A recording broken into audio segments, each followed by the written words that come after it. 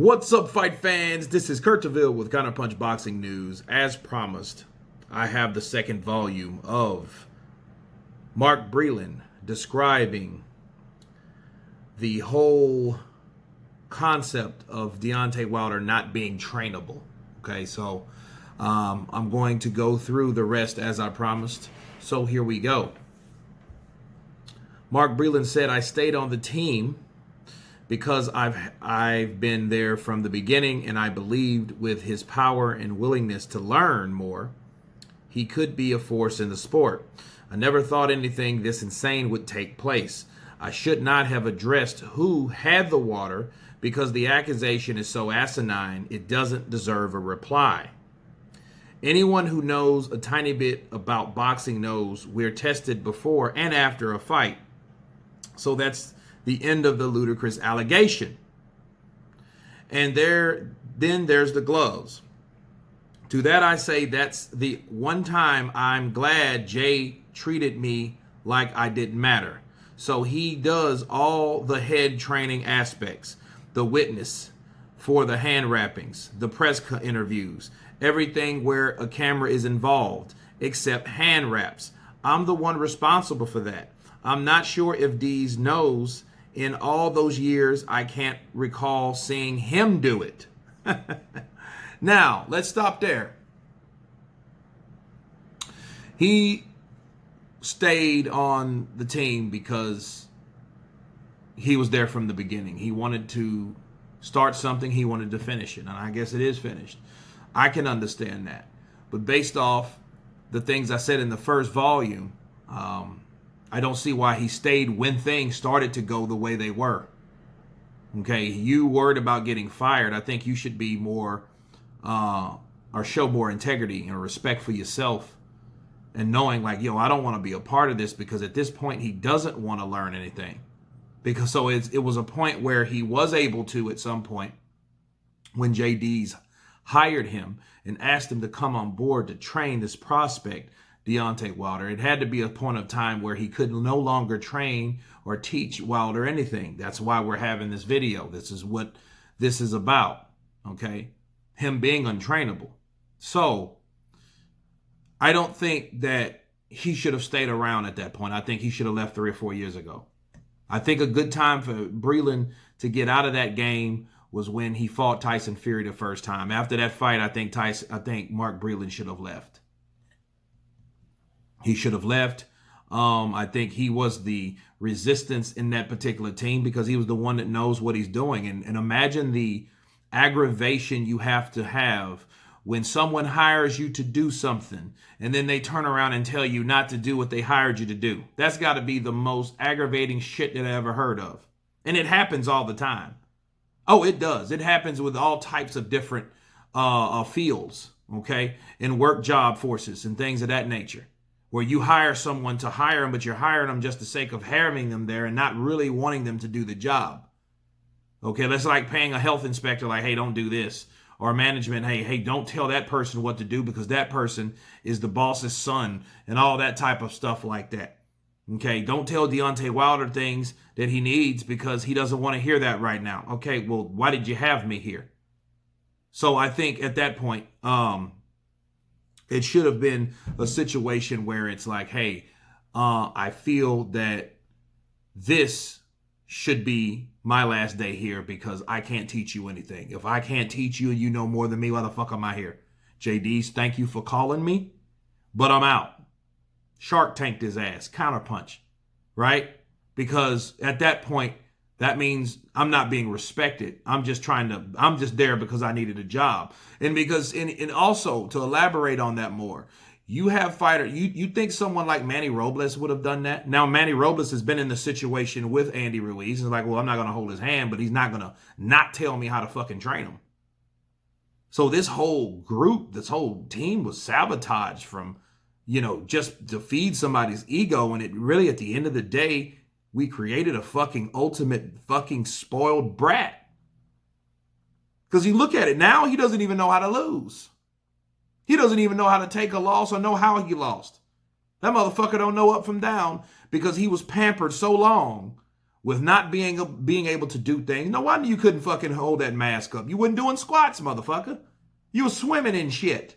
You weren't even punching a bag. You weren't even jumping rope. Those are the things that make you stronger physically. Muscle memory. He didn't have that. That's why his ass was probably legs are shaking and jump like jello and shit, twitching around and all that, right? Because he wasn't accustomed to doing certain things that he should have been doing. It's a reason you do the things that the trainers tell you to do. They're not telling you to do it because they just want to see you grunt in pain. They're doing it to condition your body so you'll be ready for the fight. What the fuck? But anyway, let's keep going.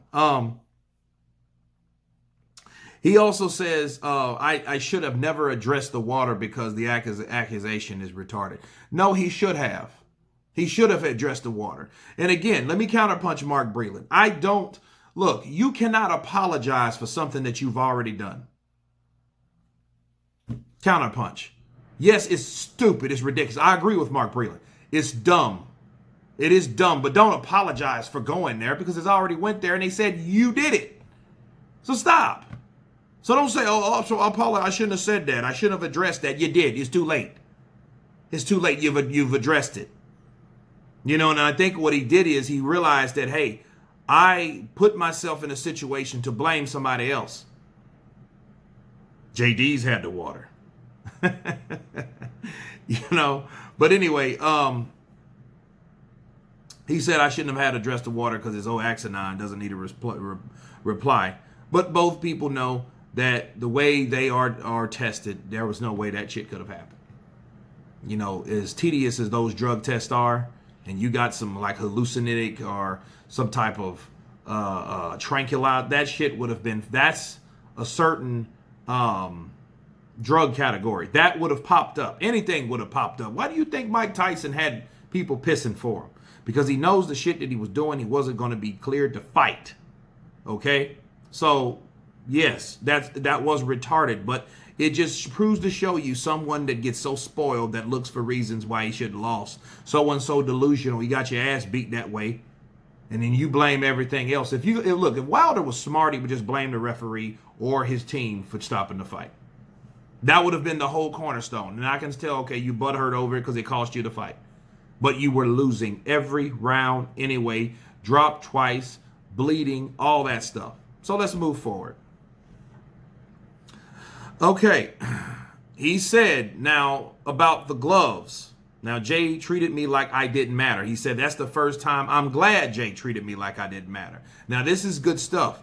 He said, so he does all the training aspects, the witness for the hand wrappings, the press interviews, everything where a camera is involved except hand wraps. I'm the one responsible for that. I'm not sure if Deas knows in all those years I can recall seeing him do it. So what Mark is saying is this motherfucker don't know nothing about it, but he's there being the front guy. He's being the front guy. He's being the guy that likes the idea of being in the spotlight, right? He likes that. He likes that idea. And Mark's saying, well, hell, I never seen him do it. So I don't even know if he knows what he's doing. So, I'm glad because I wasn't responsible for that. And you know what? Mark Breland's right. Because, see, if Mark Breland was there would have been more of the same. It would have been another allegation against Mark Breland. Mark Breland would have been the total person responsible for everything that happened on that end on Team Wilder. He would have been responsible for the bullshit water allegations. He would have been responsible for stopping the fight. And he would have been responsible for turning a blind eye to the fact that Tyson Fury cheated because he was in on it. So it's good that it wasn't him. But what they can't put that piece together with is the fact that Mark Breland wasn't there at all. It was Jay Deas. But I know they wished upon a star that Mark Breland was there that one particular time. They wish he was there. But he wasn't. Sorry. He wasn't there at all. So, yeah, Jay Deas is a guy that may not know what the fuck he's doing. But then, of course, that's why he called Mark Breland. Jay Deas called Mark Breland because he did not know. Okay, he's more of a manager and a hype man rather than a trainer, or an overseer. Okay, or a head trainer. He's none of those really. but he calls the shots because he is a part of management. Okay, so it is a catch-22, a double threat, so to speak, right? Now, he says, now this chapter of my life book has come to an end, and I won't be talking about it anymore. Those who know me, I don't need to say anything. And to the ones who don't, I'm not trying to defend such ridiculous, outlandish allegations. Lastly, and that fighting just as many others, we had no cut man because Deontay Wilder won't need it. So I'm not a doctor, but I know blood coming out of your ears and dazed eyes could be a brain issue. And power comes from your legs, and his legs were gone. Let me stop there. Did you guys just hear what I said that Mark Breland quoted? They didn't have a fucking cunt man. A cunt man. No, they didn't. They should have had a cut man. They probably had a cunt man. But he didn't even really. All bullshits aside, he did not have a cut man. That shows that these guys were either being cheap or inexperienced or just fucking totally egotistical, because it just shows you, I don't need that. I never needed that. So why would I pay for that? That's cheap. And it's also egotistical. His legs were gone. He knows that's why he was punching fucking Fury, and Fury wasn't going nowhere. And he was able to hit Fury. He was coming across that jab. He was catching Fury from afar with a good shot. And that's why it didn't happen. It wasn't a fucking bicep at the end of the day. It wasn't that at all. Right?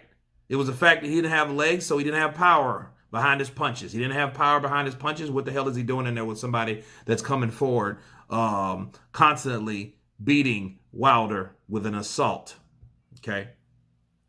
But yeah, back to this, not a cut man. That's for that shit. Look at Jay Deas. That's why he was putting a towel up. He should have had a cut man.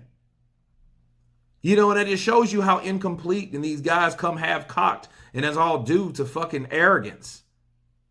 You know what I mean? And that's why you shouldn't have a lot of yes people around you, because it has to be somebody there at the end of the day that showed him like, yo, you need a cut man. I don't give a shit how much it costs. You need him. And it just shows you where like the budget is, but it shows you the cheapness behind them too. But he said dazed eyes and blood coming out of your ears could be a brain issue. I mean, that's true. He was dazed. He didn't know what the fuck was going on. He was drunk around there. He looked like he was, you know what I mean? He looked like he was out of it anyway. It was exhaustion. And then from taking an ass beating like that, yeah, that'll do it.